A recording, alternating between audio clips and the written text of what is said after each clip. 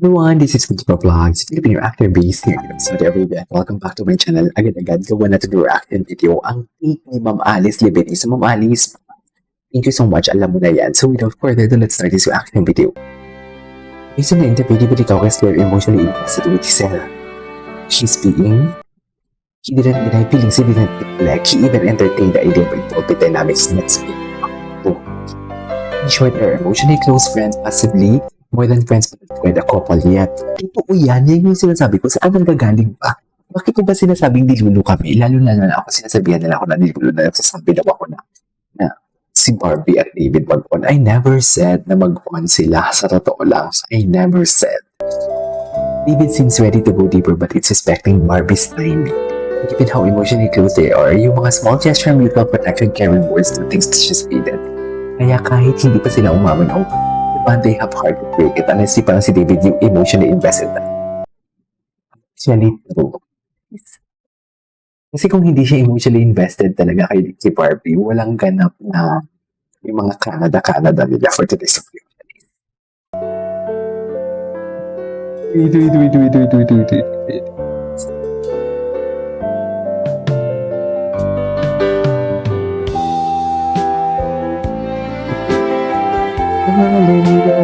In short, hindi ako niluloob sa bansa. Yan yung problema sa kanila. Hindi kasi sila Mami Alice marunong what do you call this? Mag-analyze. Or dapat yung inoobserbahan lang kasi nila. Hindi po yung naririnig nila. Na which is dapat hindi ganun yun. Kasi narinig nyo lang yun. Dapat kung mag-observe kayo, dun mismo sa actong nangyari. Kung saan may mga video na lumalabas. Okay. And speaking of Barbie, yung bang nakikita namin ngayon sa social media, ano ba ito? Fan service pa ba to? May kasama ng feelings? Ito na talaga siya. Yung closeness ninyo ni Barbie? Well, yung closest namin, close naman talaga kami. Diba? But then, we have to... Ikaw yung tinatanong ko, I mean, you have to think na, of course, like, Barbie just got off from a relationship and we should respect that, diba? Na parang kailangan niyang mag-heal, kailangan niyang ngayon, diba? Hindi, it doesn't have anything to do with healing. Ang tinatanong ko sa iyo, may feelings ba na involved? I care for her a lot. For a lot. Care for her a lot. Can we Short but qualify that? impactful. I just really care about her a lot. Short but impactful. Sobrang komportable nyo na sa isa't isa. Like, you protect her and sometimes she protects you. Yeah. So, ibang dynamics na? I mean, nag-evolve na yung dynamics ninyo? Sure, before, like, transparently, she was taken, diba? So, So malaking factor yun. Yes, of I mean, course. Barbie has always been caring, but then, Of syempre, course naman. Ganun Naiilan talaga. ka before. Oo, diba? Ano, parang maging caring kasi syempre kapag may co-work ka, diba? Like, kailangan naman talaga, especially sa love team context, diba? Like, you really have to be caring and Barbie is someone I really care about. Talaga. Ito yung mga nagwindang sa mga nagsasabing dilulo daw tayo for today's video. Kung hindi talaga nila matanggap kung anong sinabi ni Pakikisama Ni ninyo sa isa't David. isa. Now that, single ka, single siya. The question's right. Again, I mean, feeling ko kahit naman sino na nasa situation ko, kapag taken, hindi ka naman gagawa ng, like, medyo extra, di ba? Extra care, di ba? But now, obviously, like, when we're together, like, I care for her. And, ayun, syempre, nagulog nga. Ulit-ulit niya pala talagang sinabi na I care for Ang her. estado ng puso ni David. In love ka ngayon? In love? Yeah, but with life. I'm in love with No, life. in love ka with another human being. Nako. Ako. Well, tense ka eh. I'm really happy. Okay. Ay, May preference ka Ito. ba, non-showbiz or showbiz? When it comes to dating? Honestly, not showbiz talaga, but you know, I mean, hindi napanood natin ito kanina. Mahina. wasn't Would you? as painful as some people painted it to be. Can Do It With a Broken Heart by Taylor Swift. I've been hitting my marks. I can do it with a broken heart. Ganon. Nakakalam nun sa set. Kahit durog na durog Kahit inside. team ko, nagulat na lang din sila nung pinost ko. Ha? May ganyan ka pala. Kasi True. Paano mo naiiwalay? it's the least Hindi ka sure. we want Sir Barbie. our problems. Chris. I hope you don't lose yourself in someone else. Yan. I hope you can look back at the version of you who made yourself smaller just to fit inside the world and feel nothing but compassion. But they weren't bad at love, just bad at loving you in the way that you needed. And that's not your fault. You tried, you showed up, you softened. And Hearing you What's meet clothes, next? you didn't want to just buy clothes for yourself, but also to our family members. Ano ko, di mo kaya. Family members. Family members. Ano ko. Kasi Ito akala ng talaga. mga tao kapag gera, Ito parang po interview. talagang puro kaguluhan, puro bombahan, ganyan. Pero dito, Bombahan? sa Pulang Araw, mas hihimayin natin ang bawat pangyayari. Bawat Sana all eksena, hinihimay. lahat may hugot, lahat may puso.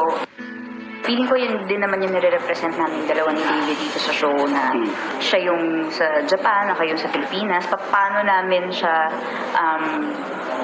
Si David, parang baby si David. Si David. para mas mapatibay yung friendship David, at parang yung baby. relationship na mabubuo namin. Yung friendship ng apat. Sa ilang eksena, subtle at halos walang imik ang pagganap ni David, pero tila nagsusumigaw ang kanyang expression, bagay na pinuri ng fans. Nakakatuwa, syempre.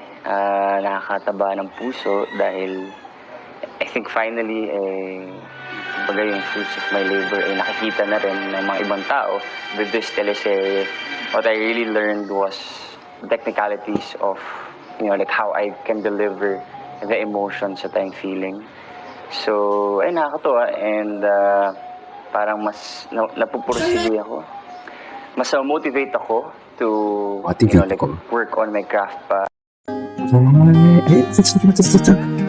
Pwede sa Ismael mag-asawa. I couldn't agree more. I couldn't agree more. Tignan mo ha, pag nagsasalita talaga si Barbie, si David. Si Barbie pala, sorry.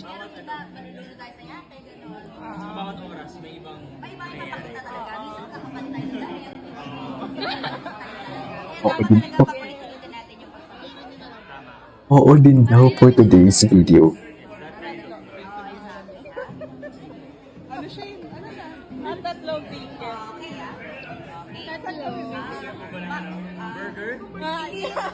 Ikaw nasasanay ka sa ano eh. Bingsu. Isang bingsu. Yes. Napapansin po natin, puro po tayo video. Puro tayo beach. Puro po tayo beach. Going once, going twice. Puro po tayo video. Oo.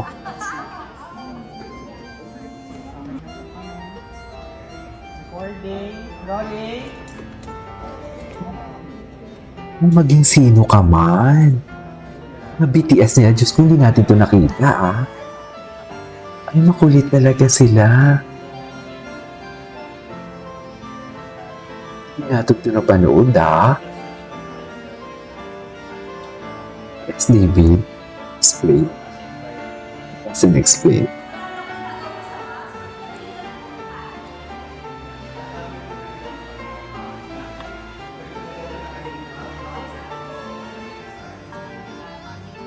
Yung talagang in the middle of motor chase talaga siya. Yung biglang nagkita kami. Yung gano'n. So, iba talaga.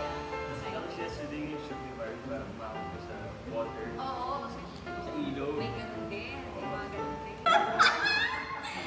Secret. Actually, yes.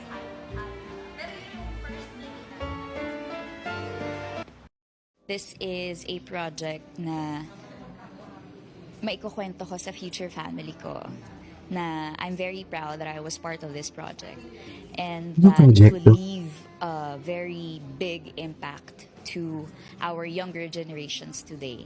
And I'm so happy dahil maganda naming nasimulan, napakaganda naming tinapos ang proyekto.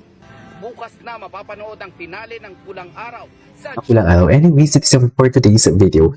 Our barda compilation. This is Keith Vlogs and see you on my next vlog. Bye!